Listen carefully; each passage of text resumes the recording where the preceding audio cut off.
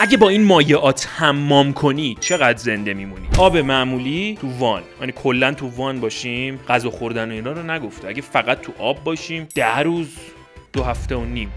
چرا؟ خیس میخوریم؟ مواد مذاب یا لاوا؟ طبق منطق ماینکرافت اگه بخوایم پیش بریم شاید 10 ثانیه مثلا، اگه اینکه سطل آب داشته باشیم. 4 ثانیه تو لاوا. آره دیگه، میسوزونه، سری میره قلبتو بزنه، تمومی دیگه. منطقیه. شیر، وانو پر شیر کنی، از این کورنفلکس صبونه هم بریزی توش، همزمان بخوری. تو غذا هم داری دیگه.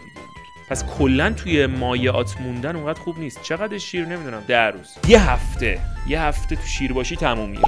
رنگ خب هم بوش لامصب داغونت میکنه، ریه ها تو فکر کنم داغون میکنه، همین که خودش ماده سمیه، انسان منطقی نیست بره توش. رنگ 3-4 روز. 1 روز و نیم فقط. منطقی. البته رنگاجی خیلی تو مخمه. بوی رنگ دیدی میری توی ساختمونی دارن تازه رنگ میکنن، از سر درد میگیری. همونه. یخ. من جدیدن حالا تو یخ که نمیرم، ولی آبو خیلی سرد میکنم، میرم زیر دوش. ببین از 1000 تا قهوه و اینجور چیزا بهتره، ولی کلا اگه تو یخ باشی خب یخ میزنی دیگه. چقدر مثلا من که خیلی تحملم کمه، اگه بپرم تو این سطل و یخا قطعا سری مثل سگ میام بیرون. نیم ساعت.